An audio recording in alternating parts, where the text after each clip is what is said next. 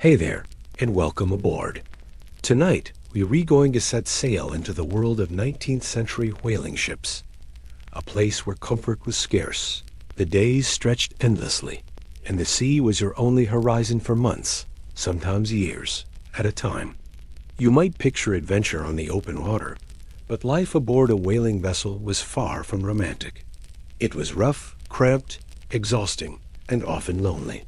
From the moment you signed your name on the crew list, you were stepping into a floating world where privacy didn't exist. Food spoiled quickly, and the smell of the ship clung to everything you owned. But this isn't just a story about hardship. It's a deep look at the routines, the rituals, the small joys, and the strange rhythms of life when the ocean becomes your entire world. We'll explore what it was like to sleep in a wooden bunk, to eat the same salted food day after day, to brave the storms, and to keep yourself entertained on the longest of voyages. Whether you were sailing near the Arctic or drifting through the Pacific, every day brought its own challenge. So grab your sea legs and settle in. This is what it was really like aboard a 19th century whaling ship. You stand in a narrow office, the scent of old ink and pipe smoke clinging to the wood-paneled walls. Sunlight filters through warped glass, throwing streaks of yellow onto the floorboards. Behind the desk sits the shipping agent, coat dusty, hat too fine, pen moving quickly as he writes something down without looking at you. This is it, the moment you decide to give years of your life to the sea. You've been walking the docks for days now, maybe weeks. The air down there is thick with the brine of the harbor, the calls of gulls, the groan of masts swaying in their moorings. You've seen the crews come and go, seen the ships vanish into the horizon, bound for oceans wider than anything you've known. And you've heard the stories of oil wealth, of hard men and hard living, of voyages that test you, break you, or make you. You've got nothing keeping you on shore. Maybe you're running from something. Or maybe you're running to something. A chance. A job. A way to earn a few dollars and send them back home. Or maybe you're just too restless to stay planted on dry land any longer. The man behind the desk finally looks up. His eyes don't linger on your face. Instead, they sweep your shoulders, your boots, your hands, judging your usefulness like a carpenter sizing up a plank. "You'll do," he says, and slides a paper toward you. It's a contract. A whaling voyage, departing soon. The ship's name is written in looping script, the Essex, or maybe the Fairhaven, or the Nautilus. It hardly matters. They read all the same to you right now. Wooden hulls that float farther than most people will ever travel. The terms are printed out neatly, but it's the final few lines that matter. Lay, 1/150th. You've heard about this before. A lay is your share in the profits of the voyage. You won't earn a wage, not a steady paycheck. No, your payment depends entirely on how much whale oil the ship brings back minus deductions for your food, clothing, equipment, and any debts you owe the ship's owners. A 1/150th share isn't great. Some men sign for less. Only officers get the big cuts, 1/20th, 1/10th, sometimes more. Still, a lay is something. It's hope. It's a gamble. It means you have a stake. That you're not just cargo, you're a part of the hunt. And with a good voyage, a man could come back with enough money to start over, to buy land, to get married, to disappear into a new life. You pick up the pen. It's heavier than it looks. You hesitate just a moment. The ink waits. The paper waits. And then your name joins the others' rows of cramped signatures from men who stood in this room before you. Some of them made it back. Some didn't. The shipping agent nods once. Report to the docks by dawn. Don't be late. The captain doesn't wait for stragglers. And just like that, it's done. You're bound to the ship. Outside, the harbor seems louder than before. The creak of rope, the slap of waves against hulls, the groan of barrels being rolled down gangplanks, it all feels sharper now. Every ship seems to lean toward you, its sails folded like sleeping wings, waiting to rise. You walk past other sailors, some laughing, some spitting, some hunched over cups of grog in dockside taverns. You wonder which ones have already signed their articles, which ones are heading out with you, which ones have done this before, and which are just as new as you. You pass a storefront window and catch your reflection in the warped glass. You look the same, but something's changed. You're not a dock walker anymore. You're a crewman, a whaleman, not yet in practice, but in name. Somewhere behind you, a clerk files your contract into a drawer, one of hundreds. You're just another name, now another signature, another bet placed on the high seas. The next morning, the dock is barely visible through the pre-dawn mist. The sun hasn't risen, but the crew is already gathering. Some carry bags, others only a coat and the clothes on their backs. The ship looms beside the pier, her hull towering above, her rigging thick with lines like a spider's web. The captain stands at the top of the gangplank. You recognize him from the description. Tall, quiet, with a stare that could crack wood. He doesn't speak much, just watches as each man boards. No welcome, no smile. Just a nod once for every name he checks off the list. You climb the gangplank and step onto the deck. The wood beneath your feet is damp, cold, already alive with motion. Men move about, tying lines, coiling ropes, checking barrels. The ship groans even at rest. The mast creaks gently overhead. Someone shouts orders. Another man points to the folk's lee. That's where you'll sleep. You descend into the darkness, narrow stairs, low ceilings, cramped space filled with wooden bunks, sea chests, and the smell of salt, tar, and sweat. You choose a bunk. It's barely wide enough to turn over in. Your sea chest goes beneath it. That's your whole world now. This 6-foot space, this narrow coffin of wood, shared with rats and sailors and the constant rolling of the sea. Before the ship sets sail, there's more to do. The articles might be signed, but your journey hasn't begun until the ship is provisioned, the tools are loaded, and the crew is trained, or at least told what to expect.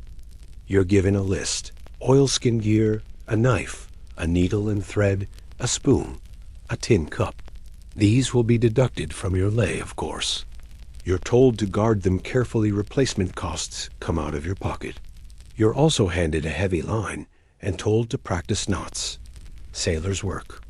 Even if you never touch a harpoon, you'll be expected to haul, climb, scrub, mend, and obey. A mate points toward the boats, the smaller whaleboats mounted on davits along the side. You'll ride in one of those when it's time.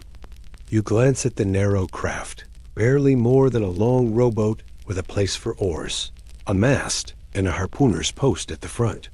It looks fragile, too fragile, but that's the job. The first few days at sea are a blur. You get sick.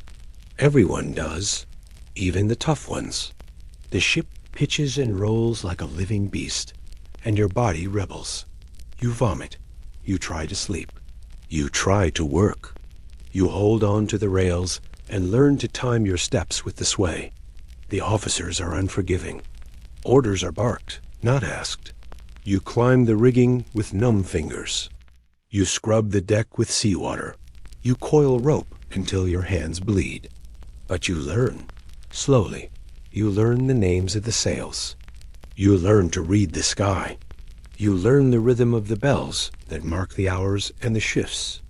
You learn your place in the crew, your duties, your bunkmates, the men you can trust and the ones you can't. You also learn that this isn't just a job. It's a world.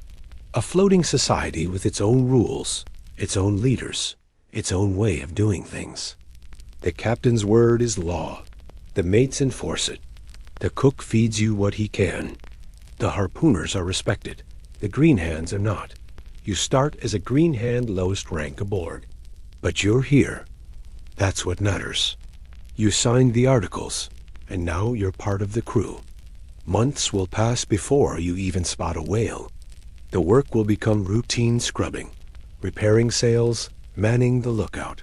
You'll dream of shore, of fresh bread, of a warm bed that doesn't move. You'll memorize the creak of the timbers, the slap of waves against the hull, the groan of sails in the wind. And when you finally do return months or years later, you may have only a few dollars to show for it. Maybe less than you hoped. Maybe more than you've ever seen. It depends on luck, on the hunt, on weather, on the captain, on everything. But it all starts here, with ink on a page, your name on a list, and the quiet understanding that you've stepped into a life that will change you. You may come back harder. You may come back quieter. You may come back with stories you'll only ever tell other sailors. Or you may come back and find the world has moved on without you. But that's the risk you take when you sign the articles. And now that your name is there, your fate is tied to the sea. You don't sleep the night before departure. No one really does. Even the most seasoned sailors lie awake in their bunks or sit in the taverns a little too long, nursing tankards of stale ale like they hold something heavier than drink. For you, it's not fear exactly. It's something more complicated, part anticipation, part finality, part disbelief that tomorrow everything changes. You rise before the sun, lacing your boots in silence. Your sea chest waits by the door, packed and heavy with the bare essentials clothes, maybe a keepsake or two, nothing more. You've already said your goodbyes. Or maybe you didn't say them at all. Some farewells are too hard to voice, and it is easier to leave in the dark than face one last look from the people you'll all miss. The city is quiet as you walk to the docks. Lanterns still glow behind some windows, casting pale light onto cobblestone streets damp from the night air. A few stray dogs cross your path. Somewhere, a bell chimes faintly the last hour before dawn. As the harbor comes into view, the smell of salt hits you hard. Brine, tar, fish, and coal smoke mingle in a thick soup that settles in your nose and throat. The masts of the ships stand like a forest of bare trees against the early light, ropes hanging like vines. And there it is, your ship. She waits, tied to the pier like a horse champing at the bit, her rigging creaking in the wind, her bow pointed toward the sea. Men are already aboard. Some shout. Some haul barrels and crates. Some just sit on the railings, swinging their legs and smoking short clay pipes, faces expressionless. You watch them for a moment before stepping forward. Every step feels deliberate. You're not just walking to a ship. You're leaving something behind with each stride. You reach the gangplank. The wood is slick beneath your boots, and you grip the rope rail with cold fingers. Below, the sea laps at the hull. It's not stormy, not wild, but it's moving. Always moving. A reminder that once you step off this dock, you won't touch still ground again for months, maybe years. The deck is busy but organized. Orders are shouted by the mates. Hoist this, lash that, check the provisions. No one welcomes you aboard. That's not how this works. You're part of the machine now, expected to know your place, to pull your weight. Your sea chest is stowed below. You wedge it beneath the bunk you'll claim if someone hasn't already taken it. Everything feels too tight down there. The ceiling's so low you can't stand straight. The smell of damp wood and salt ingrained into the beams. You run your hand over the wall, feel the notches and scratches left by men who came before you, some returning home, some not. Back above deck, the sun has begun to rise. Its first light catches on the sails, still furled, and casts long shadows across the deck. You lean against the rail, watching the city wake up. Wagons rumble down the quay. A boy runs past, calling out the news. Fishermen prepare their boats nearby, oblivious to the fact that you about to vanish from this world for a very long time. A familiar face appears on the dock. Your brother, or your mother, or a friend from the tavern. They don't wave. They just stand there, hands in pockets, watching. You don't wave either. You nod once. That's enough. There's no need for speeches. Nothing you could say would make this easier. And then, almost without warning, the ship lurches. Lines are cast off. The gangplank is drawn up. The deck shudders as the sails are loosened and catch the early wind. The captain barks something to the helmsman. The ship turns slowly, pivoting away from the dock, inch by inch. Men climb the rigging. The sails balloon out, snapping once, then pulling taut. You watch the shoreline begin to slide away. The city fades faster than you thought it would. First the docks, then the rooftops, then the church spire that always marked your neighborhood.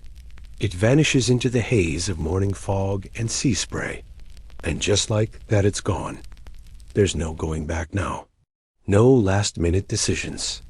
The sea has taken hold, and the ship begins to roll beneath your feet, its rhythm unlike anything on land. You feel it in your knees, in your stomach. Some men stumble. Others find their footing quickly. The world tilts and rocks, and soon there's no more city in sight, just water stretching in every direction. You're farther from home than you've ever been. The first day is strange. There's too much to do to let it all sink in. Ropes to coil, sails to check, duties assigned, orders followed. You're assigned to a watch 6 hours on, 6 hours off. Time no longer follows the sun, but the bells. The day is chopped into shifts, and each moment is accounted for. But at night, when you lie in your bunk, and the lantern swings above you, creaking gently with the motion of the ship, that's when it hits. You're gone. The streets you knew, the food you liked, the people who could speak your name, all of it, is now behind you, growing smaller with every mile the ship puts between you and the shore. You wonder what's happening back there now. Are the shops opening? Is someone sweeping the stoop in front of your house? Is anyone thinking of you as they sit down to supper? You close your eyes and try to picture it, but already the details blur. In their place, the sounds of the ship take oversails flapping, wood groaning, men coughing in their sleep, the dull thud of waves against the hull. There's no land in sight, just stars and clouds and the vast, quiet dark of the ocean. The days blend together quickly. You lose track of time. The calendar doesn't matter out here. The wind determines everything. The speed of the ship, the direction you travel, the mood of the crew. Some days it's calm, the ocean glassy and smooth. Other days the wind howls, and the deck tilts so hard you have to grip the rail to move from one end to the other. There's no schedule. You can count on only the needs of the ship. You eat when told. You sleep when allowed. You work until your hands ache. You get used to it, in a way. The land life begins to fade from memory. Not all at once, but slowly, like ink washed from a page. Faces grow harder to picture. Voices harder to recall. At first, you think you'll write letters, keep a journal, maybe. But you don't. There's never time, or quiet, or light. And after a while, you stop thinking about what you'd say. The ship becomes your whole world, and everything else recedes. You learn the names of the other men. Not all of them. Just the ones in your watch. The ones who pass you the hardtack at meals. The ones who share your bunkroom. You learn who snores, who swears, who sings when he thinks no one's listening. You learn how to tie knots by feel, how to tell a squall is coming by the scent in the air. And still the land remains a memory. Weeks pass, and months. You see nothing but sea. When a gull flies overhead, it's cause for conversation. When another ship appears on the horizon, men rush to the rail to stare at it like it's a ghost. You begin to understand just how big the world is and how small you are in it. And yet, somehow, you don't feel alone. There's something about the ship that becomes part of you. The way it moans in the night, the creak of the boards, the snap of canvas above your head. It's alive in its way. A floating city with its own laws, its own gods, its own heartbeat. But every now and then, on a quiet night watch, when the stars are clear and the sea is calm, you let your thoughts drift back to that dock, to the final step onto the gangplank, to the face in the crowd that didn't wave. And you wonder when you return, will you recognize the place you left? Or will you have changed so much, the shore itself will seem like the stranger? You don't know. All you know is the sea, the ship, the wind, and the long, echoing silence between your farewell and your return. You wake to the sound of boots overhead thudding across the deck, followed by the groan of the hull as the ship tilts ever so slightly to one side. Somewhere, a voice barks orders, and another replies with a weary grunt. You're already used to it, or getting there. Sleep comes in short bursts, broken by bells, storms, or the rough coughs of the man in the bunk beside you. There's no such thing as quiet here. Not really. When you first stepped aboard, you thought of the ship as a vessel, a thing that moves, a wooden shell meant to carry you from one place to another. But it doesn't take long for that idea to vanish. Out here, the ship doesn't feel like a means to an end. It is the end. Your beginning, middle, and everything in between. It becomes your entire world. The space below deck is tight, so tight, you have to turn sideways to pass through certain walkways. The beams are low, and you duck instinctively now, already carrying bruises from the first few days when you forgot. The air is heavy with salt, sweat, tobacco smoke, and something else damp rot, maybe. The kind of smell that clings to your skin, no matter how often you scrub. You sleep in the folk sleigh, the forward part of the ship reserved for common sailors. It's a narrow, slanted space, crammed with bunks stacked 2 or 3 high, each barely wide enough to turn over in. Your sea chest fits underneath, if you wedge it in just right. There's a single lantern swaying from the beam above, casting golden light that rocks gently with every movement of the sea. There's no privacy. Not for changing, not for thinking, not even for breathing. You hear every cough, every snore, every whispered curse in the dark. The walls are thin, the air thin, the patience of men even thinner. And yet, you learn to live here. Each man carves out a tiny territory, a shelf, a hook, a hidden pouch for keepsakes. One sailor tucks a small carved bird into the corner of his bunk. Another keeps a ribbon from his wife pinned near his pillow. You keep your needle and thread in a tin box under your coat. Little things, symbols, anchors in a world that no longer has land. The rhythm of life aboard is dictated by bells. You rise before dawn for your watch, bleary-eyed and stiff. You pull on the same salt-stained coat, wrap the same worn scarf, and climb onto the deck to find the wind colder than the night before. Your hands sting as you haul rope, adjust sails, and scrub the deck. The work is constant, repetitive, exhausting, but it keeps you warm. You share duties with the rest of your watch 4 to 6 men assigned to rotate through every shift. You know their faces now, their habits. You know which one spits over the rail every 15 minutes and which one whistles when he's nervous. You know who pulls their weight and who you'll have to cover for in rough weather. At meals, you gather around a barrel or a makeshift table below deck. Salted pork, beans, hardtack, always hardtack. You break the biscuits with your knife and shake out the weevils. No one complains. Complaints don't change the menu. The cook works with what he has, and what he has is whatever hasn't spoiled. Water is rationed. Rum is not, at least not always. When the rum ration is passed out, it is quiet for a moment, just the clink of tin cups and the soft sighs of men who savor it. You've come to appreciate the smallest things. A warm drink, a dry pair of socks, 10 minutes without orders. The hierarchy aboard the ship is rigid. The captain is God. His word is final. You rarely speak to him directly. Orders come through the mates, who keep their eyes sharp and their tempers sharper.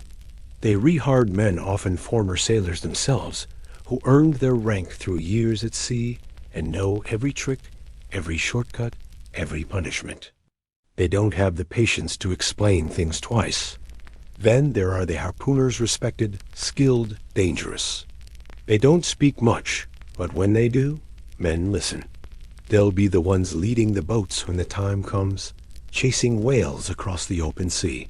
They're strong, fast, and deadly accurate. No one picks a fight with a harpooner. Below them, the rest of you.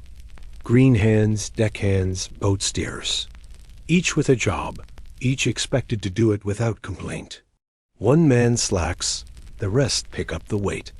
Discipline is strict. A missed duty, a botched knot, a broken tool, they all come with consequences.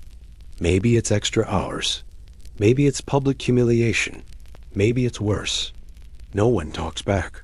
Not more than once. Still, there's laughter. Jokes passed down the line. Stories told during slow shifts or calm nights. You learn sailor songs, some bawdy, some sad, all of them old. When the wind is right and the stars are out, someone starts singing, and voices join one by one until the whole deck hums with it. You sing too. Eventually. The ship has its own politics, of course. Tempers flare, grudges simmer, fists fly now and then. The mates usually let it go until blood's drawn, and it's over fast. No knives, no mutiny. Everyone knows what happens to men who step too far out of line. You stay alert.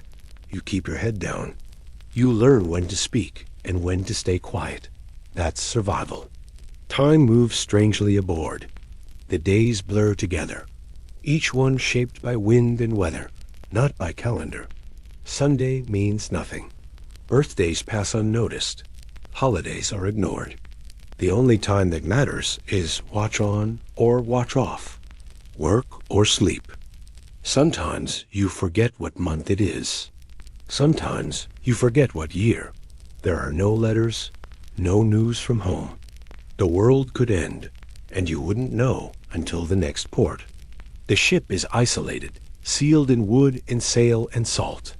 No messages come in, none go out, and yet it doesn't feel like prison. Not exactly. There's a freedom to it too. No debts, no taxes, no expectations. Just you and the sea and the men beside you.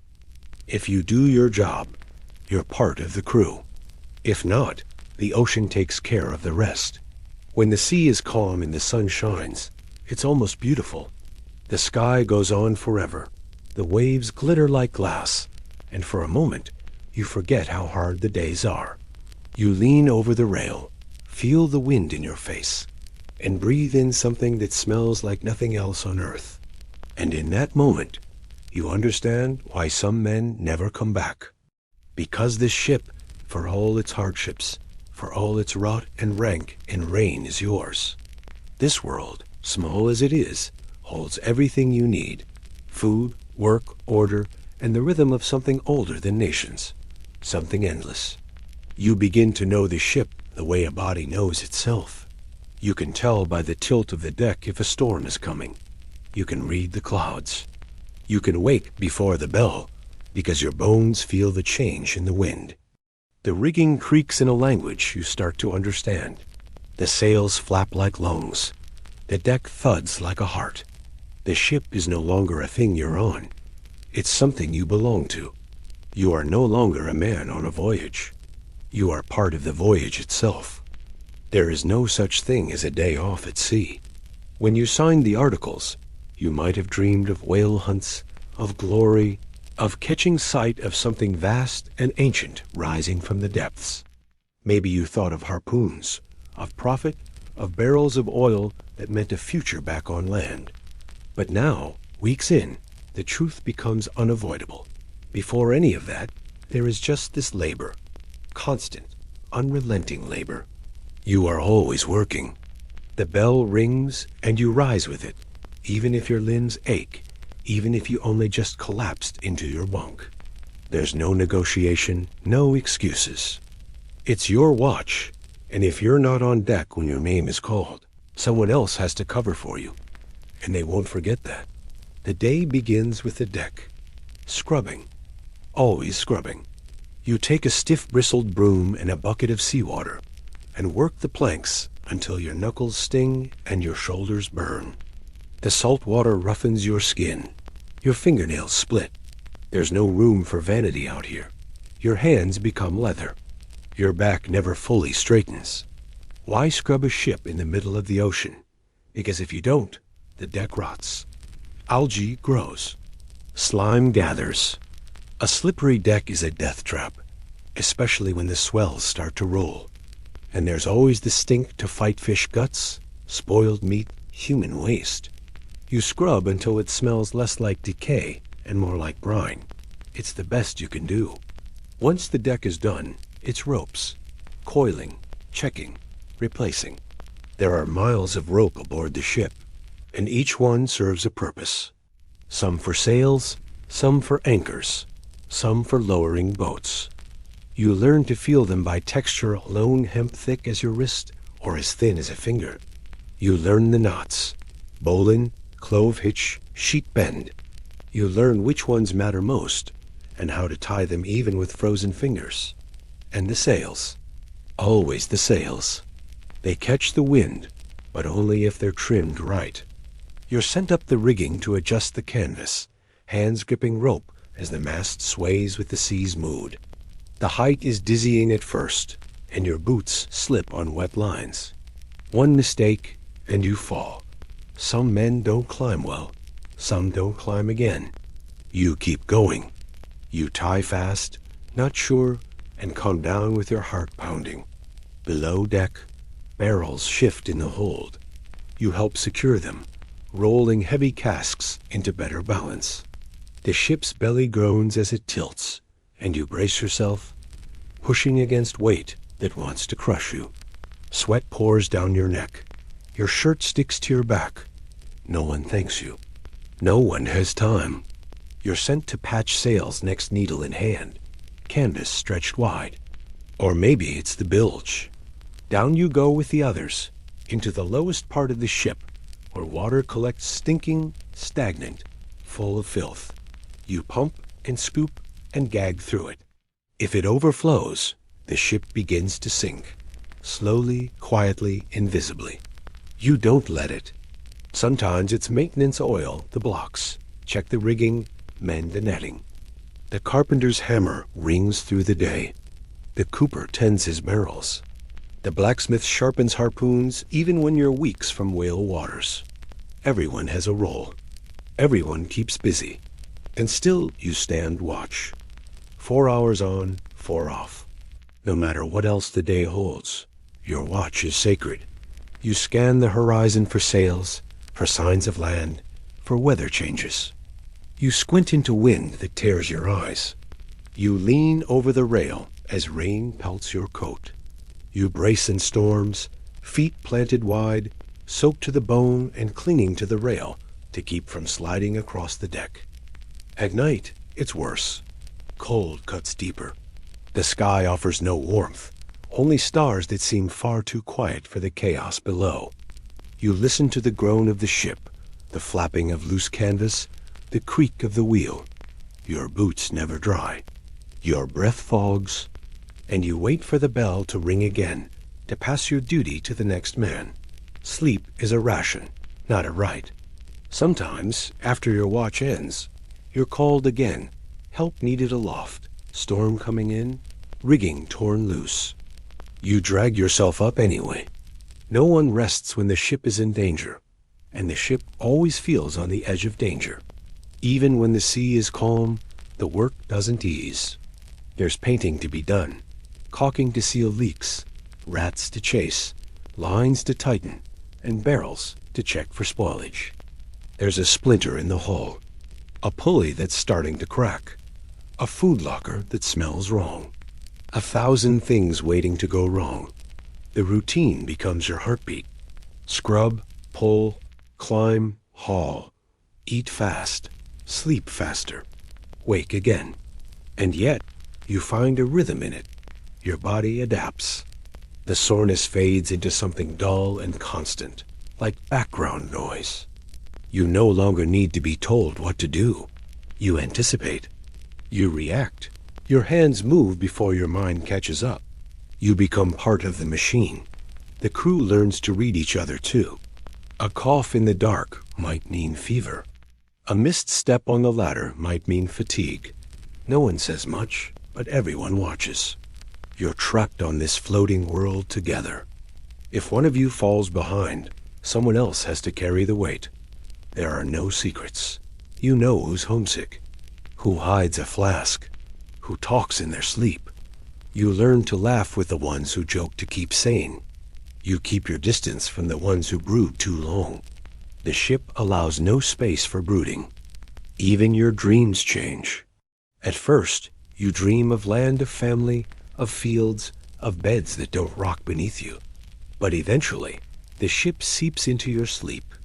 You dream of sails, of rope, of endless water. You wake to the rhythm of bells in your mind. And every now and then, the work surprises you. A clear day with wind in the sails, and you find yourself smiling. Not because it's easy, but because it's smooth. Because for once, everything works. The ship flies. The lines hold. The deck feels alive under your boots. You feel like you belong. You're still tired, still sore, still hungry. But the ship hasn't beaten you yet. You're still working. And the work never ends. You learn quickly that food at sea isn't about enjoyment. It's about endurance. Back on land, you might have had your favorites: fresh bread, roasted meats, fruit so ripe the juice ran down your chin. You may have grown up with warm kitchens, with smells that made your stomach crumble long before the meal was served. You may have even had moments when you took it for granted, pushing your plate away or asking for something better. But not out here. Out here, you eat what you're given, and you eat it without complaint. Because the cook only has so much to work with, and no one wants to hear whining from a man who hasn't lifted as much as a barrel that day. The first thing you come to know intimately is hardtack. It's a biscuit, but calling it that feels generous. It's square, tough, and so dry it might have been baked before you were born.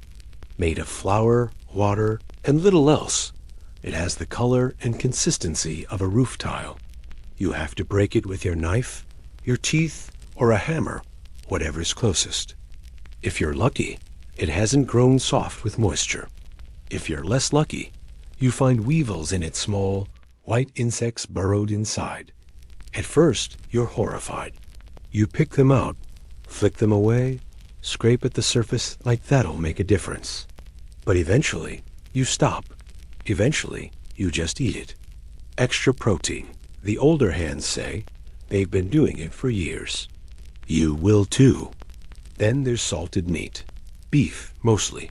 Sometimes pork. Preserved in brine, so strong it burns your mouth. The barrels sit in the hold, sloshing with salt water and grease. When opened, they release a smell that curls your stomach. The meat inside is grayish and dense, sometimes stringy, sometimes tough, always chewy. You boil it if you can. If not, you tear off a chunk and chew until your jaw aches. There are beans, too. Navy beans, usually boiled until soft, and sometimes flavored with bits of salt pork. On good days, there's molasses to stir in, turning it into something almost pleasant. But molasses is precious. When it's gone, it's gone. So is sugar, so is vinegar, so is anything that adds taste to the colorless stew you call dinner. You eat in shifts, crowding around a barrel or sitting on the deck cross-legged. The cook dishes out portions from a battered pot, sometimes with a ladle, sometimes with a spoon made from horn. There are no seconds unless someone passes on theirs, and that only happens when a man's too sick to eat. Utensils are basic. A spoon, a knife, maybe a tin fork if you brought your own. Plates are tin or wood. Cups are shared if you've lost yours. Clean water is rationed. The rest comes from barrels that grow slimy over time. Sometimes you sip and taste mold. You swish and swallow anyway. It's that or nothing. On Sundays, if the captain allows, there might be a treat plum duff, a boiled pudding of flour, suet, and dried fruit. You fight for the bits with raisins. It's soggy, heavy, but sweet. And sweet is rare. Men remember plum duff for weeks afterward. Fresh food is almost unheard of. The ship left port with some onions, maybe some apples, maybe cheese. But those vanish quickly. What doesn't rot gets eaten by rats. You learn to stop hoping. You lower your standards. You learn to find joy in the occasional change. Dried fish one week, a wedge of cheese the next.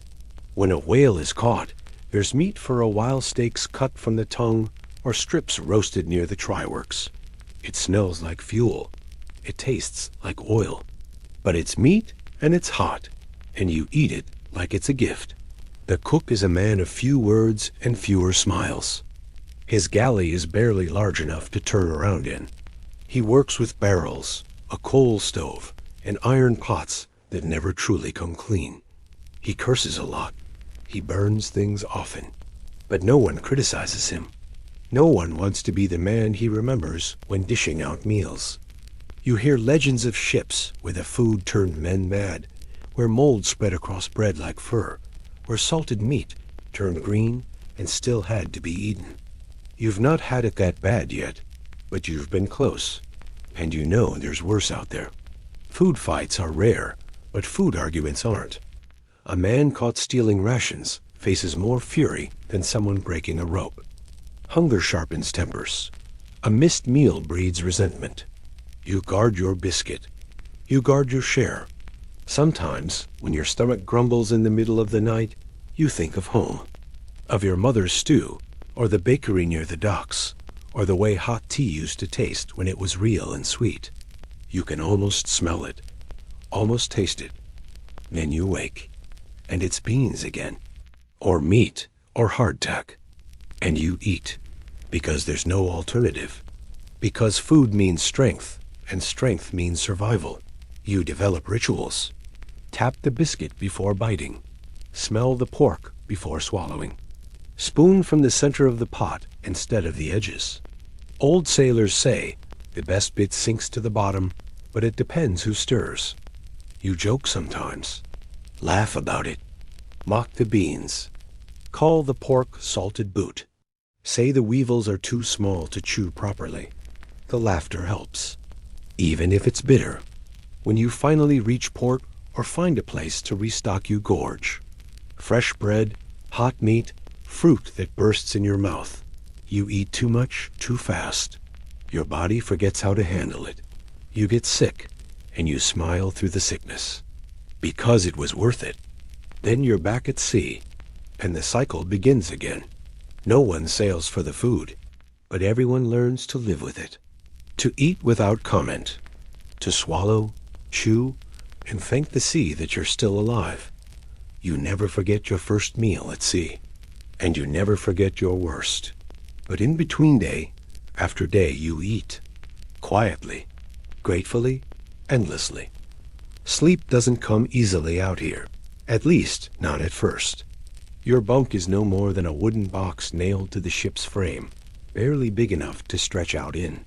You climb into it after a day that feels like it's crushed you flat, your muscles aching, your back stiff, your mind still buzzing with the day's orders and worries. But the moment you lie down, you realize you haven't really rested since leaving port. The walls are close too close. The wood creaks and groans as the ship sways and pitches. You feel the ship's every motion, as if the vessel is a living thing, rocking you gently one moment and tossing you like a rag doll the next. You grab the edges of your bunk, clutch the rough boards, try to steady yourself, but the waves don't care. Your body lurches with the movement. You wake once, twice, maybe a dozen times before the night is done. Your sheets, if you can call them that, shift. Your pillow is nothing more than a folded blanket, thin and threadbare. There's no mattress, just wood and your aching bones. It's not just the motion that steals your rest. It's the noise. The ship is alive with sounds all through the night. Above you, boots shuffle on the deck. Somewhere, a sailor coughs harshly, packing up salt water and who knows what else. Chains clink. The mast creaks like a giant animal stretching. Water sloshes in the bilge.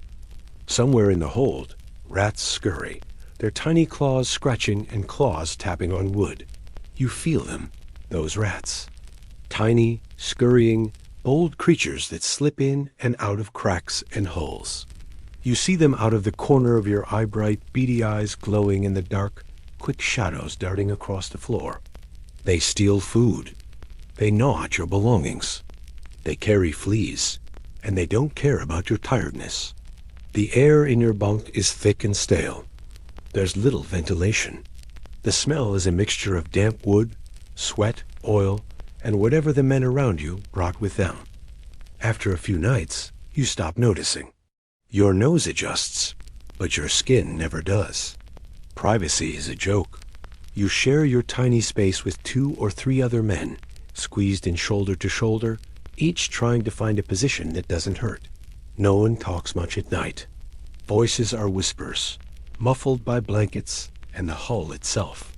You learn to communicate without words. A nudge, a shift, a quiet groan. It's enough. You get used to the smells, too. The musk of men who haven't had a proper wash in weeks. The faint trace of tobacco smoke from a pipe puffed just before lights out. The salt crusting on skin and clothes. Clothing stays on, for warmth and modesty. Layers of wool and linen, damp from sweat and sea spray. You never really get dry. You never really get warm. The rocking lulls some men to sleep. Others lie awake, eyes wide, watching shadows dance on the wood. You count the seconds between creaks and groans, trying to predict when the ship will pitch again, preparing your body for the next jolt. You hold your breath as the ship dips low in the waves, waiting for the crash of water against the hull. Sometimes the noise is worse. Storms come without warning, shaking the ship violently. Thunder rolls across the sky. Rain hammers the deck. Wind screams through rigging like a banshee. The ship shudders under the assault. You clutch your bunk like a lifeline, praying the beams hold, praying the masts don't snap. Sleep is impossible then. You dream differently here. Dreams of home-warm hearths, soft beds, voices of loved ones visit and vanish. Sometimes you dream of the sea itself, waves rolling higher than mountains, a whale breaching beside the ship. Other times you dream of sinking, of falling through endless dark water. When you wake, the nightmare lingers like salt on your tongue. Rest is precious, a commodity traded for work, for safety, for sanity. You cherish the rare moments when the sea is calm, the night silent, and your body finally lets go. Despite the hardship, you find routines that help. You adjust your position. You find a way to wedge your body against the walls so you don't slide off. You share stories in low voices with your bunkmates, creating a fragile bond that carries you through the long nights. Over time, the ship becomes less a prison and more a strange kind of home. A wooden box beneath the stars. A place where exhaustion meets necessity, and sleep is a fight won one night at a time. The ocean is never truly calm. There is always movement, a gentle roll, the lap of waves against the hull, the whisper of breeze through rigging. But then come the storms. And when they arrive, the sea transforms from a vast blue expanse into an unpredictable, wild, and roaring beast that threatens to swallow you whole. You feel the change before you see it. The wind shifts, growing colder and stronger, cutting through your layers like a blade. The sky darkens, clouds thickening into towering, churning masses that blot out the sun. The horizon blurs into a gray wall, and the air carries a strange electric charge. A warning. The captain's orders come sharp and urgent. All hands on deck. You grab your oilskin coat, tighten your boots, and climb up the ladder before your heart even has time to catch up. There's no choice. The ship depends on everyone pulling together. As you emerge onto the deck, you're immediately hit by a blast of cold, salty wind that stings your eyes and lashes your face. The sails billow violently, snapping and tearing in the gusts. The rigging shrieks, ropes straining as the ship fights to hold her course. The deck tilts and pitches beneath your feet as if the sea itself is trying to toss you overboard. The waves rise like mountains, green and frothy, their crests whipped into white foam. You see a monstrous wall of water barreling toward you, towering above the mast. Your stomach twists and clenches. The sea, once familiar and steady, becomes terrifying and chaotic. Your body rebels. Seasickness strikes hard and fast. Your head spins, your mouth fills with bitter saltwater taste, and you fight the urge to heave over the side. You clamp your jaw, grit your teeth, and force yourself to focus. The crew depends on you. You cannot afford to be weak. The first job is always the same. Secure the sails and rigging. You dart across the slick deck, hands and boots slipping on wet planks, grabbing ropes that are whipping in the gale. Every muscle screams in protest as you haul and tie down the canvas, battling the wind that seems determined to rip everything away. You climb the rigging, fingers numb and stiff, climbing higher as the ship sways beneath you like a toy. At that height, the storm is almost unbearable. Wind buffets your body, rain stings your skin like needles, and the cold seeps into your bones. Lightning splits the sky, illuminating the chaos in sharp flashes that momentarily blind you. Thunder follows, rolling through the sky and shaking the ship to its core. The ship groans and creaks, the wood bending under the strain of the storm. You hear the crash of waves against the hull, sometimes rising like the roar of a beast, sometimes pounding like the beat of a hammer. The salt spray fills your lungs and stings your eyes, blurring your vision. Every step you take is a battle. The deck slopes steeply, slick with water, moving beneath you in time with the sea. You brace yourself against masts, railings, anything solid enough to hold you. One slip could mean a plunge into the freezing, angry ocean. Below deck, the noise is no less intense. The timbers creak and groan, the cargo shifts and rattles. Water seeps through cracks, pooling in the bilge and adding to the constant dampness.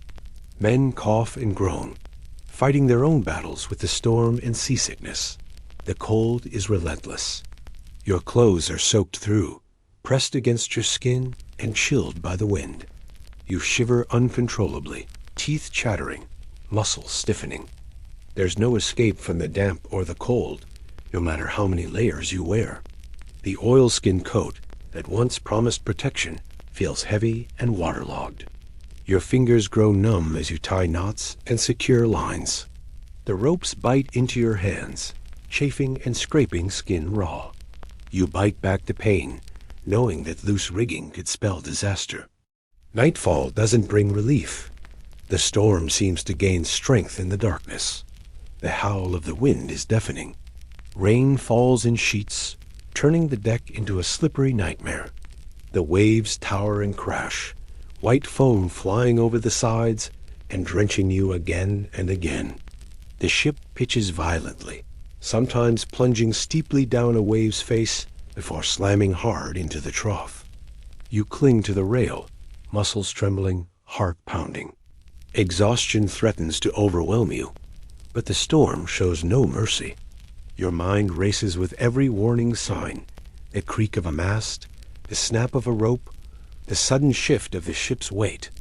At moments, you catch glimpses of the sky between flashes of lightning, starless, black, infinite. You feel utterly small in the face of such raw power. The ocean, the storm, the ship, they remind you that you are not in control. You are a passenger, a servant, a soldier in a battle far larger than yourself. Still, amidst the chaos, you find moments of clarity. Your senses sharpen. You feel the rhythm of the ship, the swell of the waves beneath you. You learn to anticipate the lurch, to move with the vessel rather than against it. You spot a loose line just in time, a sail beginning to tear, a fellow sailor struggling. The crew pulls together, each man playing his part in this wild dance against nature. Shouts rise above the storm as orders are barked and acknowledged. No one complains, no one hesitates. When the storm finally breaks often, as suddenly as it began, the relief is profound. The sky lightens, the wind drops, the waves settle into a gentle roll once more. You stand on the drenched deck, muscles aching, clothes dripping, lungs burning from cold air. You look out over a churning sea that now seems almost peaceful. You have survived, but you know the sea's fury will come again. And next time, it might be worse. Storms teach you respect. They teach you endurance. They teach you that no matter how strong you think you are, the ocean is stronger. And every time you ride out a storm, you become a little more a sailor weathered, tested, and alive. Life aboard a 19th century whaling ship is a full sensory experience, but no sense dominates more than smell. From the moment you step onto the creaking wooden deck, your nostrils are assaulted by a complex, relentless mixture of odors that cling to every plank, every piece of rope, every thread of your clothing.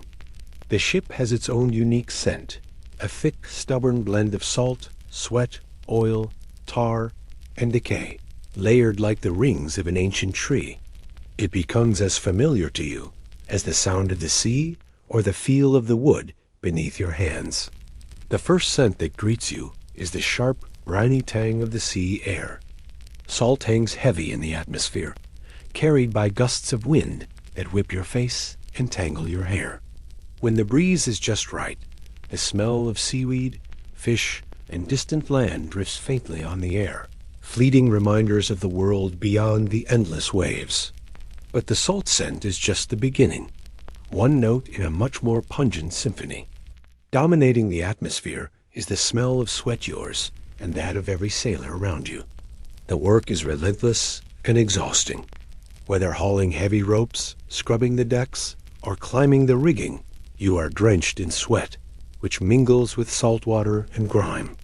Your clothes, often worn for weeks without proper washing, soak in this mixture, becoming stiff and sour with salt and dirt. The fabric clings uncomfortably to your skin, heavy and damp, a constant reminder of the endless labor. Your own body becomes a vessel for these smells. Bathing is a rare luxury, usually limited to a quick rinse with cold sea water if you're lucky. Fresh water is precious and rationed mainly for drinking and cooking, so scrubbing yourself down is a rare, often futile attempt to stay clean. Instead, the sweat, salt, and grime bake into your skin under the hot sun, layering into a musky, pungent odor that clings stubbornly, no matter how much you try to wash it away. Over time, the smell becomes part of you, a badge of endurance earned through months at sea. The ship itself contributes to the potent aroma. The timbers, soaked through countless storms and waves, emit a deep, musty scent of old wood and dampness. The decks exude the sharp, sticky odor of tar and pitch, substances applied generously to waterproof the ship and keep it afloat. This smell mingles with the thick, greasy aroma of whale oil being processed on board. The tryworks fire burns continuously during whale processing, and the scent of boiling blubber and smoke hangs heavy, coating every surface, saturating the air with a smell that can turn your stomach. Below decks, the odor becomes almost suffocating. You're surrounded by barrels of salted meat, flour, and hardtack biscuits, each carrying its own faint scent that blends into the general miasma. The hold is damp and poorly ventilated, allowing mold and mildew to flourish in hidden corners, adding a sour, pungent tang that clings to everything. Old ropes, oily rags, leather boots, and worn oilskins contribute their own musty, greasy notes. The combined smell of human sweat, stale air, and dampness makes the confined spaces difficult to breathe in. Rats are an unavoidable part of ship life, and their presence adds yet another layer to the olfactory assault. The scent of their fur, urine, and droppings brings an acrid, sour tang that invades the hold and crew quarters alike. Though you grow accustomed to the faint rustle and scurry of their tiny feet, their smell remains unmistakable, a constant reminder of the ship's wildness and lack of comfort. Even the galley has a unique scent. The smell of cooking food-salted pork, beans, and occasionally fresh vegetables sometimes cuts through the heavier odors, offering a brief, comforting respite. But smoke from the cooking fires lingers, mixing with the salty, sweaty atmosphere and never quite letting the air clear. Each part of the ship carries its own signature scent. The bow smells sharp and briny, the stern oily and pungent from the tryworks, while the crew quarters are damp, sour, and heavy with human odor. The sails and rigging carry the smell of tar and rope fibers softened by salt and sweat. You learn to identify these places by their smell alone, navigating not just by sight and sound, but by the invisible markers left in the air. The intensity of these odors is overwhelming at first. New sailors often retreat to the open deck, gasping for fresh air and gagging at the potent mixture. But with time, your senses adapt. The smells that once repelled you become strangely comforting, a constant companion on your long voyage. They are the invisible fabric of your daily life, woven tightly into your memories and identity. Sometimes, the smell triggers memories of home, the fresh scent of laundry dried on a line, the smoky warmth of a hearth, or the fragrant flowers of a garden. These fleeting moments are bittersweet, reminders of a life left behind and the harsh reality of the sea. Ultimately, the smell of the ship is a story in itself, a tale of survival, camaraderie, hardship, and the relentless passage of time at sea. It marks you as a sailor, etched deep into your senses, lingering long after you've stepped off the deck and back onto solid ground. Out here on the open sea, time loses meaning. You leave behind the rhythms of land, no sunrise alarm clocks, no church bells or market calls to mark the hours. Instead, you enter a world where days stretch endlessly, the horizon blurring into an unchanging line, and the repetition of tasks becomes both your anchor and your prison.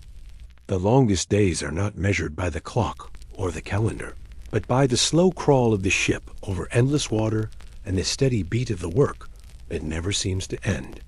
The first thing you notice when you wake is the light, or sometimes the lack of it. The sky can be a pale wash of gray before dawn or a brilliant, blazing blue beneath the scorching sun. But the passage from morning to night feels less like a journey and more like a cycle that keeps looping without change. Without landmarks or the buzz of a town, you lose your grip on time. Hours bleed into each other, a slow, continuous flow. The ship has a routine, rigid and unforgiving, but it's a routine that feels like both salvation and curse. Every day starts before dawn, with the captain's whistle or the mate's sharp call rousing the crew. You dress quickly in clothes stiff with salt and sweat, grab your gear, and head on deck. The air is often cold and damp in the early morning, but that doesn't stop the work. The ship's bell rings at regular intervals, marking the watch's periods of duty that divide the day into shifts.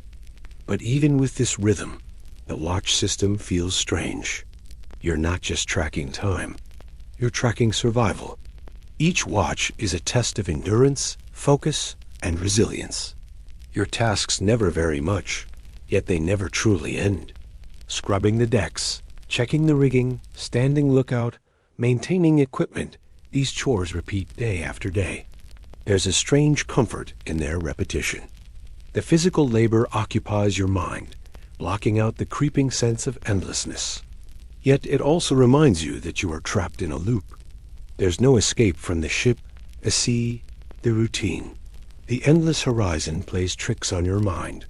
You stare out at the vast expanse of water, feeling both insignificant and strangely connected to the world. The sea is an unbroken canvas of blues and grays, shifting with the wind and weather, but never changing in any meaningful way.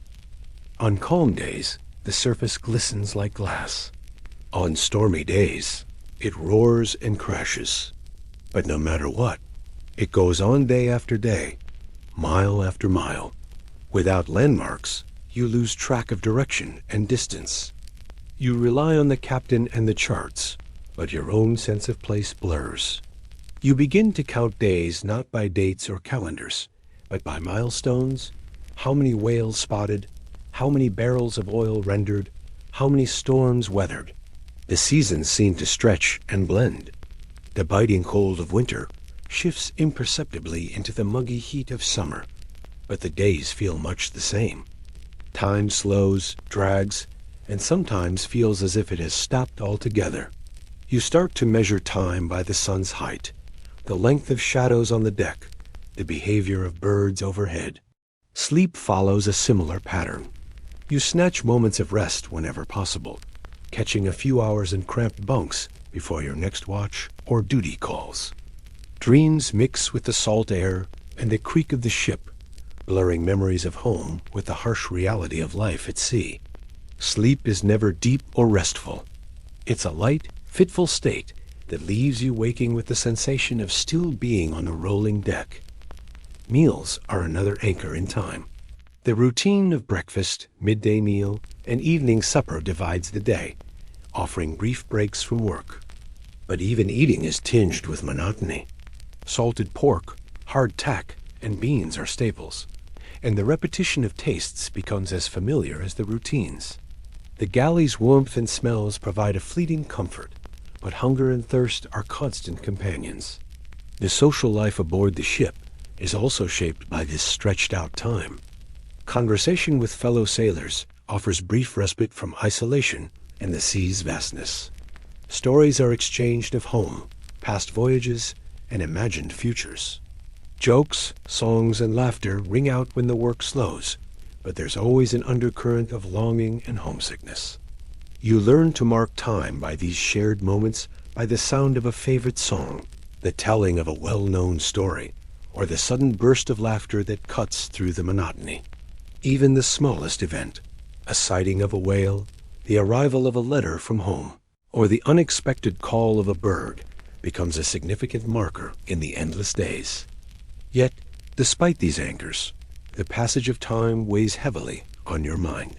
Days drag on like weeks, weeks like months, and months can feel like years. The isolation deepens, and the relentless routine grinds at your spirit. You may find yourself counting the days until the voyage's end, dreaming of solid ground and familiar faces. There are moments when time seems to collapse entirely. During storms, the chaos and danger bring a sharp focus to the present, making hours feel like minutes. In contrast, the long, calm stretches can feel like suspended animation, almost timeless, a floating existence between reality and dream. The passage of time aboard the whaling ship shapes you. It teaches patience, resilience, and a strange appreciation for small details. You begin to notice the subtle changes, the shift of wind direction, the way the clouds gather before a storm, the patterns in the waves. These become your way of measuring the world. By the end of the voyage, you're changed. Time has stretched and warped around you, reshaping your sense of self and place. You've survived the longest days, the endless horizon, and the repetitive grind. And as you finally step back onto solid ground, you carry with you the memory of those endless, strange, beautiful days at sea. Life aboard a 19th century whaling ship is a test of endurance, not just of your body, but of your spirit and your patience. You live in close quarters with men you didn't choose, sharing every inch of cramped space, every waking moment of work and rest, and every hour of boredom stretched endlessly between. In these tight confines, friendships can form with surprising strength, but so can conflicts, and sometimes tensions snap with a suddenness that can change everything. You learn quickly that bonding with your crewmates is essential to survival. You aren't just a lone sailor on a floating island. You're part of a tight-knit crew, a makeshift family thrown together by circumstance and necessity. Over long days at sea, the shared experience of hardship and monotony creates connections that might seem unlikely on land. The work itself fosters camaraderie. When you haul lines together or scrub the deck in rhythm, there's a sense of unity. You rely on each other to do your part, knowing that a single mistake can endanger the whole ship. During long watches on the lookout, you share stories and jokes to pass the time, breaking up the endless horizon with bursts of laughter or quiet conversation. Meals are social events, brief but vital moments where the whole crew gathers in the galley or on deck. Despite the meager and repetitive food, you find warmth in these shared breaks. Talking over salted pork and hardtack, you exchange news from home, rumors from other ships, and dreams of the future. These moments become lifelines, a way to maintain your humanity amid the brutal routine. Friendships aboard the ship often run deep and surprisingly fast. The isolation and danger accelerate bonds that on land might take years to form. You learn the nuances of each man's personality, who is quick with a joke, who is steady and reliable, who struggles to keep morale up, and who hides pain beneath a tough exterior. Trust grows out of shared experiences. The horror of storms, the thrill of sighting whales, the exhaustion after a long day's work. But life aboard ship also magnifies human flaws. The constant proximity means there's no escape from personalities that clash, tempers that flare, or grudges that simmer. The small irritations of daily life, snapped ropes, missed duties, spilled water, can become sparks in a tinderbox of tension. In such a confined space, small disagreements can escalate quickly. Alcohol, when available, often fuels both friendship and conflict. A shared drink can ease stress and deepen bonds, but it can also loosen tongues and worsen tempers. Arguments sometimes erupt over slights, perceived disrespect, or simple frustration. The thin walls and close quarters amplify every shout, every curse, until fights break out, sometimes between close friends, sometimes between men barely acquainted. You learn to pick your battles carefully. Some conflicts are best ignored. Others must be confronted to maintain peace. The captain and officers play an important role in keeping order, but their authority only goes so far. The crew regulates itself in many ways, with social codes and unspoken rules determining who is respected and who is not. Physical fights, though feared, are part of ship life. They can be brief and explosive, a release valve for built-up tension, or they can become dangerous brawls, threatening the ship's fragile peace. You witness punches thrown in the dark, shoves in narrow passageways, and the occasional scramble on deck. Often, other sailors intervene to break up fights, reminding everyone that unity is necessary for survival. Friendship and rivalry often walk hand in hand. You might find yourself sharing your last piece of hardtack with a crewmate one day, only to exchange bitter words the next. Loyalties shift with circumstance and mood, but underlying it all is a shared understanding. You depend on each other to live through the voyage. During long stretches of calm or storm, friendships deepen through shared stories of home, whispered hopes, and mutual encouragement. You learn to lean on each other, sharing the burden of homesickness and fear. In these moments, the ship becomes more than just a workplace.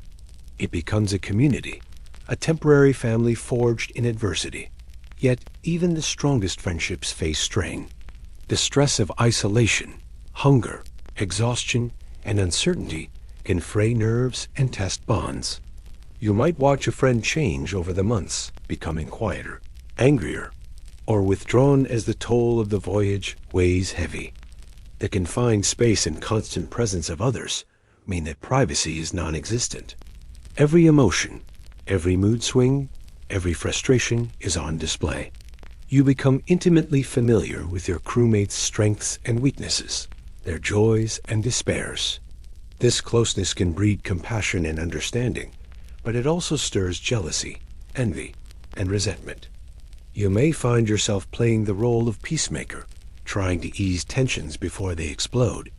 You learn to listen carefully, to diffuse arguments, to remind men of the shared goal, survival and safe return home. Sometimes this requires toughness, other times patience and diplomacy. There are moments of quiet solidarity, too, when you and a few others sit together under a star-filled sky, sharing a smoke or a quiet word. These moments remind you that, despite the hardships and fights, you are not alone. The friendships forged here are raw and real, born out of necessity, but lasting far beyond the voyage. In the end, the social life aboard a whaling ship is a delicate balance between camaraderie and conflict. You survive not just by your strength and skill, but by your ability to navigate these relationships, to build bonds where you can, and to keep peace where you must. Friendships provide hope and warmth in a harsh, unforgiving world. Fights remind you of your limits and your humanity. And as you watch your shipmates, friends, and rivals alike weather the same storms and endure the same hardships, you realize that this fragile social web is as vital to your survival as the sails and ropes that keep the ship afloat. When you're out on the endless ocean, with nothing but sea and sky for miles in every direction, boredom is one of the greatest enemies. The work is exhausting and never-ending, but between the long hours of toil and the harsh conditions, your mind craves something else, an escape from the monotony and the weight of isolation. Entertainment aboard a 19th century whaling ship isn't about luxury or comfort. It's about survival, about keeping your spirit alive when the days stretch endlessly before you. One of the most common escapes is music. The sailors sing sea shanties work songs designed to keep everyone moving together during heavy tasks like hauling ropes or raising sails. These songs have a rhythm that matches the effort of the crew, and singing them helps synchronize movements, making difficult jobs feel lighter. But beyond their practical use, shanties become a source of camaraderie and joy. Their melodies echo across the decks, sometimes rising into full-throated chorus during calmer moments or quiet watches. When the work slows or the night falls, these songs transform into stories and legends. You'll hear tall tales from seasoned sailors' exaggerated adventures, ghost stories of haunted waters, and legendary whales bigger than life. These stories bind the crew together, offering a shared mythology that makes the vast, empty sea feel less lonely and frightening. You listen eagerly, leaning in close as the storyteller's voice drops to a whisper, making every creak of the ship and crash of the waves seem part of the tale. Carving scrimshaw delicate engravings on whalebone or ivory is another way you pass the time. With just a small knife or a pin, you etch images of ships, whales, loved ones, or scenes from port towns onto the smooth surfaces. This craft is painstaking and requires patience, but it offers a sense of purpose and creativity. The finished pieces are prized keepsakes or trade items, tokens of life at sea and the passage of time. You might see sailors sharing tools or comparing their work, their hands stained with ink or soot from the materials. Games are another vital distraction. Card games are popular when the weather keeps the crew below decks or during long evenings. With a simple deck, you play rounds of chance and skill passing the time, testing luck and sometimes easing tension. Other games might involve dice or simple contests of strength and dexterity. Friendly wagers add excitement, and the competition gives you a break from the monotony. On deck, when the weather permits, you and your shipmates invent ways to pass time and keep spirits high. You might wrestle, race, or engage in impromptu storytelling contests. Sometimes, the younger sailors or apprentices become the center of attention, their youthful energy a bright spot amid the weariness.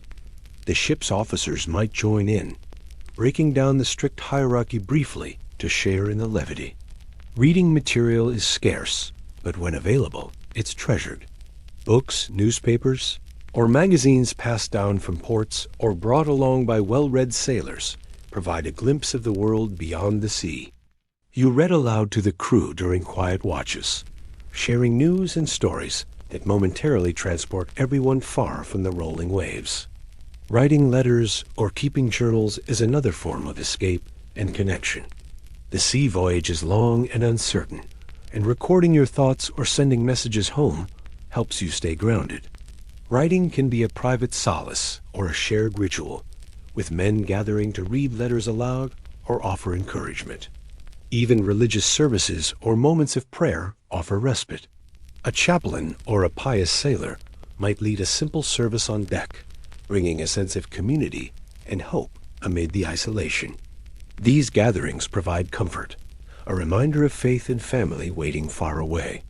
But entertainment aboard ship isn't always calm or gentle. Sometimes it's loud, rowdy, and raucous, a way to blow off steam and release pent-up frustrations. Drinking, when possible, fuels this energy, leading to singing, dancing, and sometimes boisterous storytelling. These moments of revelry can be short-lived, but vital for morale. Escape also comes in quieter moments, watching the sunrise or sunset, feeling the sea breeze on your face, or simply sitting quietly to reflect on the journey. These natural experiences offer a profound kind of entertainment, connecting you to the vastness around you, and giving your mind a chance to wander beyond the ship. Through all these activities, singing, carving, gaming, storytelling, reading, writing, you create a web of distractions that keep your spirit afloat. The monotony of the ocean is broken by bursts of creativity, laughter, and connection. These moments of entertainment are more than just pastimes. They're lifelines that sustain you through the endless days and nights, reminding you that even in the harshest conditions, human joy and resilience endure. After what feels like endless days on the rolling sea, where time blends into a blur of salt, spray, and monotonous chores, the cry rings out like thunder. Whale ahoy! Your head snaps up, eyes scanning the horizon as every sense sharpens instantly. The ship, which moments ago was a steady, slow-moving world of routine, explodes into life. The first whale sighted is a moment of pure electricity, an intoxicating blend of hope, fear, and fierce adrenaline. You watch as the lookout points toward a distant glint on the horizon. At first, it's barely perceptible, a dark, moving shape shifting with the waves. Then the unmistakable sign. A tall spout of mist shoots up from the water's surface, catching the sunlight and drifting lazily before settling back into the sea. The cry goes up again, louder this time. There she blows. Every man on deck springs to attention. You feel your pulse quicken, your breath catch. The officers shout orders, calm but urgent, as ropes are hurriedly uncoiled, harpoons checked and prepared, and the whaleboats readied for launch. The deck becomes a whirlwind of activity. Men sprinting, calling, hauling tackle, and readying gear with practiced efficiency. You find yourself moving without thought, muscles remembering the drill you've practiced so many times before. The captain quickly gathers his mates and selects the best crew for the boats, assigning roles with sharp commands. Strategy is key. You know from experience that the whale is clever and powerful, and a misstep could send it plunging into the depths, out of reach for days or worse, provoke it into a deadly charge. The aim is to approach quietly but decisively, to get close enough to strike before the whale realizes it is being hunted. You climb into your assigned boat, the smell of tar, salt, and sweat thick in the air.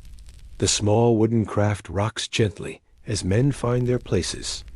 Rowers take their oars, harpooners grip their weapons tightly, eyes fixed on the water ahead. The boat is cramped. Every inch of space is filled with gear or bodies. Despite the pressure, you feel a surge of pride. This is what you trained for, what you live for. The oars dip into the water in unison as the crew pulls hard, sending the boat slicing forward through waves shimmering with sunlight. Spray mists your face, the briny taste of the sea stinging your lips and nostrils. The sound of oars dipping and rising, the rhythmic creak of wood, and the distant splash of water fill your ears.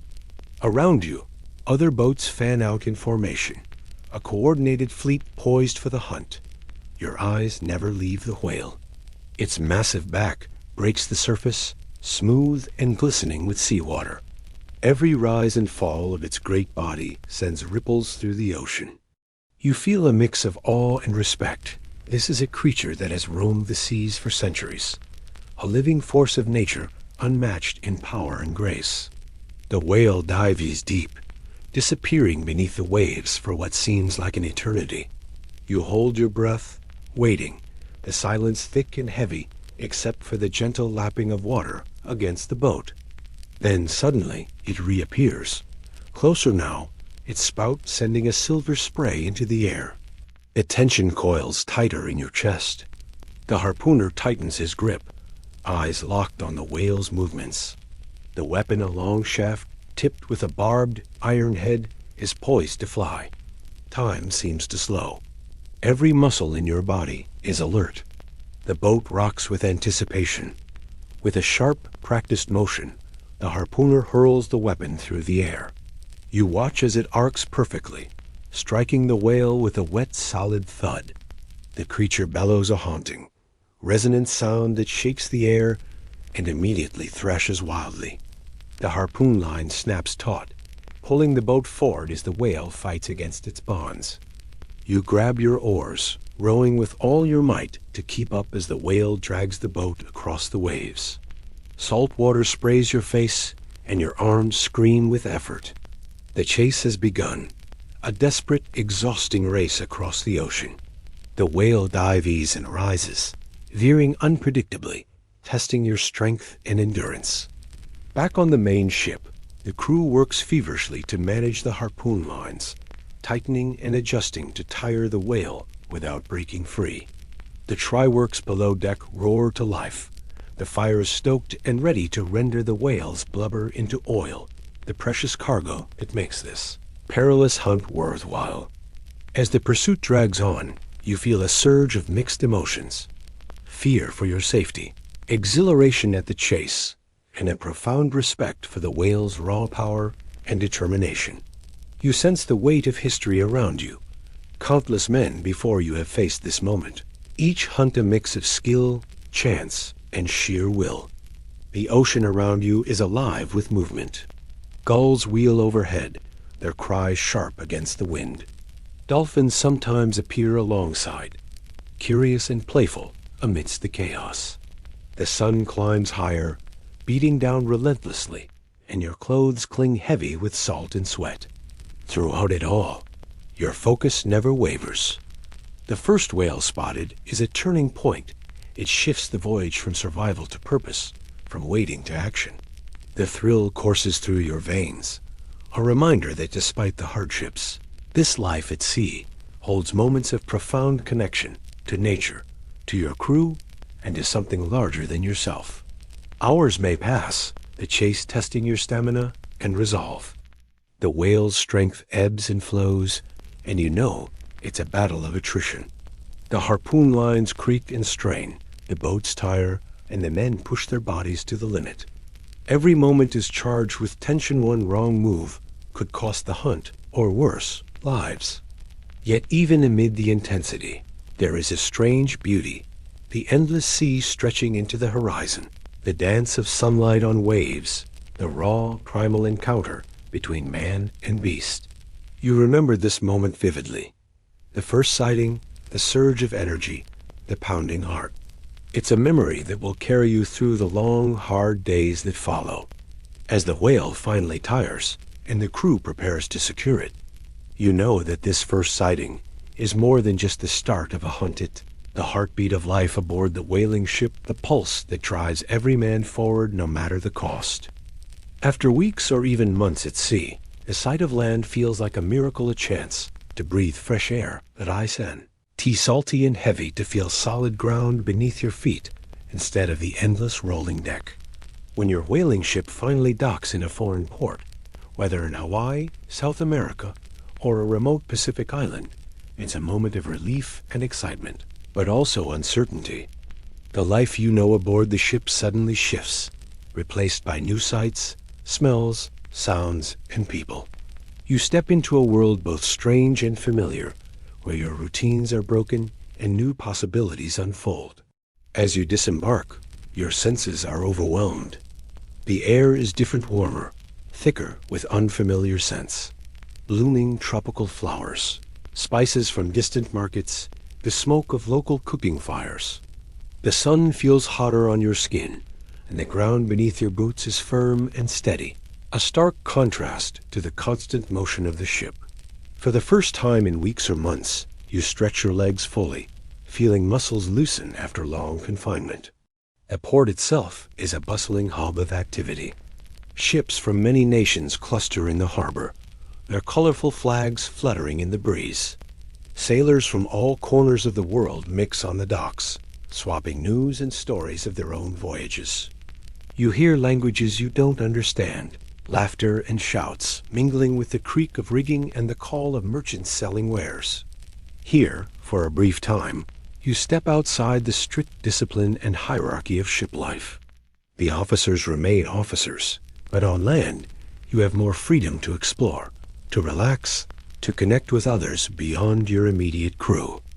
You mingle with other sailors, sharing tales of the hunt, comparing scars and tattoos, trading small gifts or souvenirs picked up along the way. Local inhabitants watch the arrivals with curiosity, sometimes friendly, sometimes wary. You may see indigenous people dressed in vibrant clothing, their skin bronzed by the tropical sun, their eyes bright with welcome or cautious interest.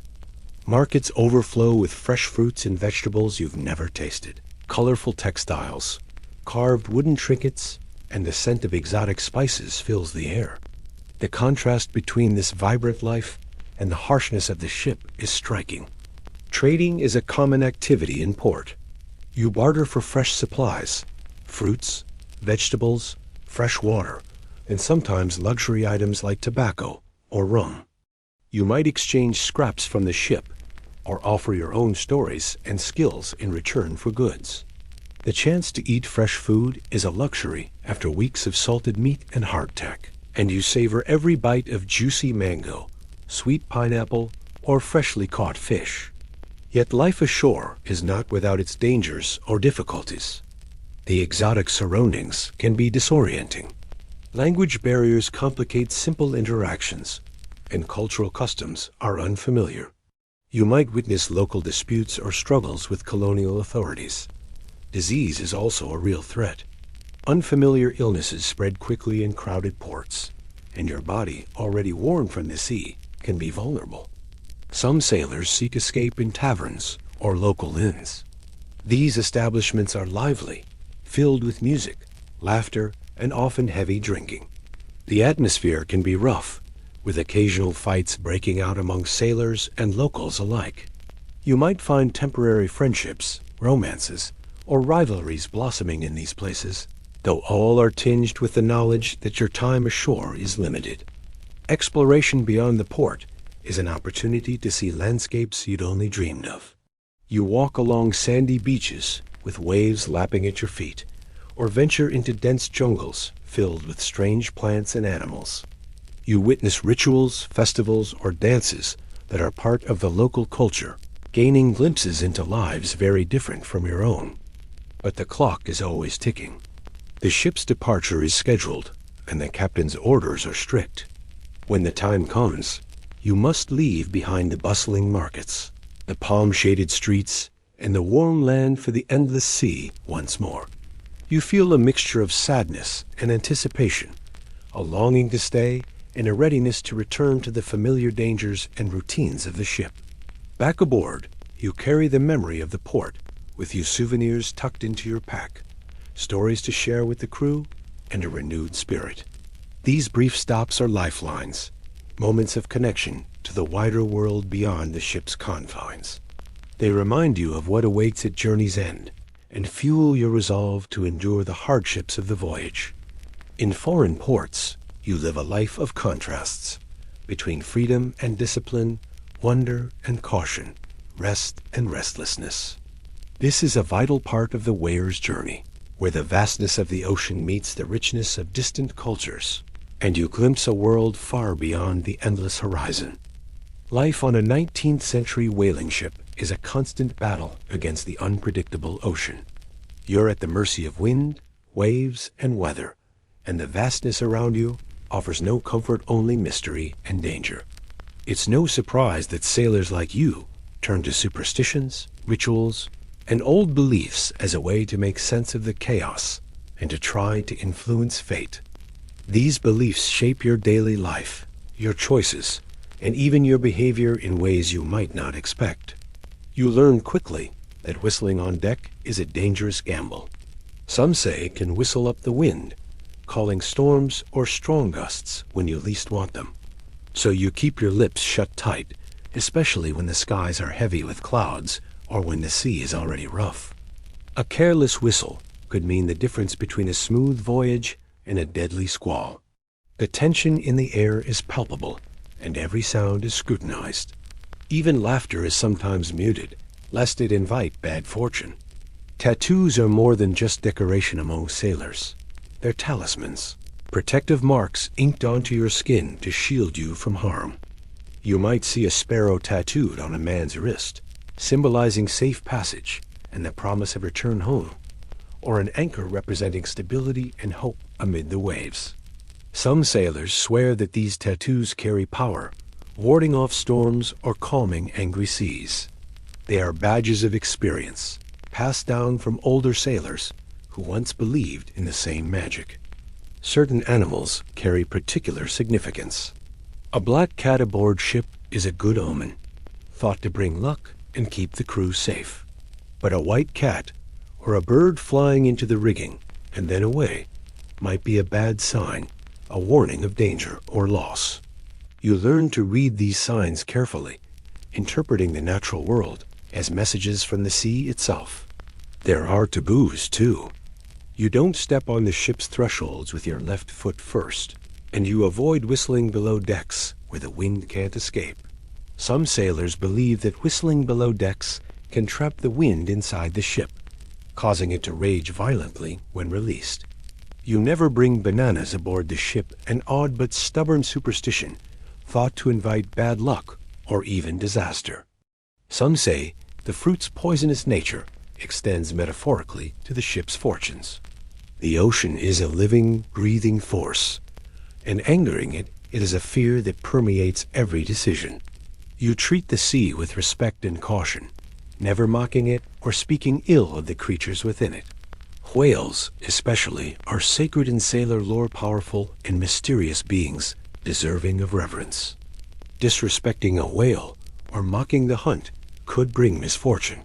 When a whale breaches or spouts nearby, you might whisper a prayer or make a sign of the cross, asking for safe passage and a successful hunt. Superstitions extend to everyday tasks. When you first board a new ship, you expected to kiss the gunwale, a ritual to show respect and avoid bad luck. You might avoid mentioning a woman's name on board, as talking about women could invite distraction and danger. Some sailors even refuse to say the word drowned, instead calling it lost at sea or taken by the ocean, as if speaking the word aloud might summon it closer. The timing of events matters too. Certain days are considered unlucky for setting sail or making major decisions. You might hear whispers about the Devil's Day or the witching hour, times when the sea's spirits are strongest and most restless. New sailors are warned to avoid leaving port on Fridays or the 13th, superstitions that echo far beyond the ship. Even the colors you wear are thought to affect your luck. Red clothing might be worn to ward off evil spirits, while green is sometimes avoided because it's associated with fairies and trickery. You might notice the crew wearing specific charms or amulets, small objects carried to protect from harm or to bring fortune. These beliefs are not mere nonsense. They bind you and your crewmates together, creating a shared language and culture that helps navigate the uncertainties of life at sea. When the waves are high and the sky dark, clinging to these rituals offers a semblance of control comfort in the face of nature's indifference. You realize that superstitions are also a way of honoring the long lineage of sailors before you, a connection to their hopes, fears, and wisdom. When you follow a ritual or avoid a taboo, you're participating in a tradition that spans generations, a silent conversation with the past. At night, when the sea is calm and the stars stretch overhead, you might sit quietly, feeling the ships creak beneath you, and reflect on these beliefs. Whether you truly believe in their power or not, the superstitions shape the rhythm of your days, the decisions you make, and the stories you tell. They remind you that, despite all your skill and strength, you are still subject to forces far greater than yourself. The ocean is vast, mysterious, and unpredictable, and sometimes it's the oldest tales and rituals that offer the most comfort. After months or years of relentless waves, salt air, and endless horizons, you finally see the outline of your home port appear on the horizon. That first glimpse of familiar land stirs something deep within you, a mix of relief, joy, and a strange uncertainty. You have imagined this moment countless times during long nights at sea, but now that it is here, it feels different. The world you left behind has continued moving, evolving without you, and you are about to step into a place that is both familiar and alien. As the ship nears the dock, you stand on deck, watching the shoreline grow from a distant blur into sharp outlines of buildings, trees, and bustling streets. The sounds of the port reach you, the calls of dock workers, the clang of hammers on wood, the laughter of children chasing each other through alleyways. It is a cacophony of life so different from the creaking timbers and crests of waves that have been your constant companions. You breathe deeply, filling your lungs with the scent of fresh earth, wood smoke, and city life, a stark contrast to the endless briny tang of the ocean. The first time your boots touch solid ground, the sensation is almost disorienting. You have spent so long in the cramped, rocking world of the ship that firm earth feels almost foreign beneath your feet. Your muscles, conditioned to the constant motion of the sea, remember the rhythm of work climbing rigging, hauling ropes, standing watch through storm and calm. Now, stillness feels unnatural. You instinctively shift your weight, yearning for the movement of waves. Reunion with family and friends is often a complicated affair. Faces have aged, grown, or changed in your absence. Children you once knew as toddlers are now adults, their voices unfamiliar, and their lives shaped by events you missed. Parents, siblings, and lovers greet you with joy, but there is a subtle distance in their eyes. The world you inhabited was different from theirs, and the gulf can sometimes feel impossible to bridge. You carry the weight of absence, the missed birthdays, holidays, and milestones that your long voyage made you forfeit. Socially, you find yourself a stranger among old acquaintances. Your stories of sea storms, whale hunts, and foreign ports are met with mixed reactions: curiosity, disbelief, or disinterest. The language you speak has shifted. You use sailors' slang and shipboard jargon that no longer resonates ashore.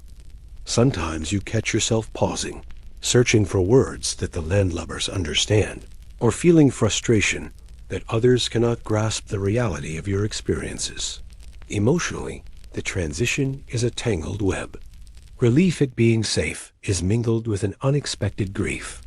The men who sailed with you, the friends and comrades who faced hardships side by side, some are gone forever, lost to the sea or to accidents. Their absence leaves a quiet ache. You carry memories of shared struggles, late-night conversations under stars, and moments of fear and triumph. Returning home reminds you of what you have survived, but also what you have lost. Physically, your body feels changed too. The hardening of muscles, the toughened skin, and the scars tell a story that few on land can read.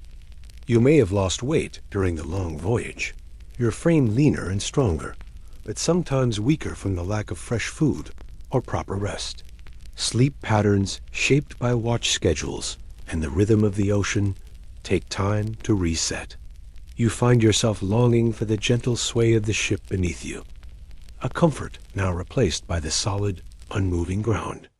The comforts of home-warm beds, fresh food, soft clothing are luxuries you once took for granted, but now cherish deeply.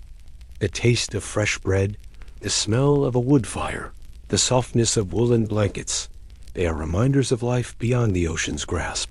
Yet even these pleasures are tinged with complexity. You may feel restless in the quiet, your mind still alert to dangers long past. The solitude of land can be as unsettling as the chaos of sea. Relationships take time to mend or redefine. Those who waited for you may have moved on or changed. You may find new roles within your family or community, but these roles come with expectations that feel foreign. The independence and freedom of ship life contrast sharply with the social obligations and routines ashore. You might struggle to fit into a world that seems small and slow after the vast, untamed sea. Yet coming home also offers opportunities for growth and healing. You bring with you skills and knowledge gained through hardship, expertise in navigation, leadership, and survival. Some men choose to settle ashore, becoming shipbuilders, fishermen, or merchants, applying their maritime experience in new ways. Others find solace in quiet reflection or in passing down stories and traditions to younger generations, ensuring that the legacy of the sea endures. You learn to reconcile the man you were before the voyage with the man you have become. The ocean changes you, sometimes subtly, sometimes profoundly. It teaches resilience, patience, and humility. It leaves its mark on your soul in ways that no land-bound experience can match. This transformation can be both a blessing and a burden, shaping your identity and your place in the world. As you walk through the streets of your hometown, you carry the sea within you, the memories, the lessons, the spirit of adventure. You know that the ocean will always call to you in quiet moments, a reminder of the life that shaped you. But now, you also carry the strength to face new challenges ashore, to build a future grounded in the hard-won wisdom of your years at sea. Returning home changed means embracing complexity, the joy of reunion and the pain of separation, the comfort of familiar surroundings and the challenge of reintegration. It is a journey as difficult as any voyage, requiring patience, courage, and acceptance. And as you settle into this new chapter, you find a new kind of freedom, the freedom to carry the sea's influence with you, wherever life may lead. Thanks for joining me on this journey through life aboard a 19th century whaling ship. From signing the articles to coming home changed, we've explored the daily struggles, the routines, the friendships, and the unique culture that shaped these sailors' lives. It wasn't easy, far from the romanticized tales you might have heard, but it was a life filled with grit, endurance, and a deep connection to the sea. If you found this immersive dive into maritime history interesting, don't forget to hit that subscribe button and ring the notification bell so you never miss a new video.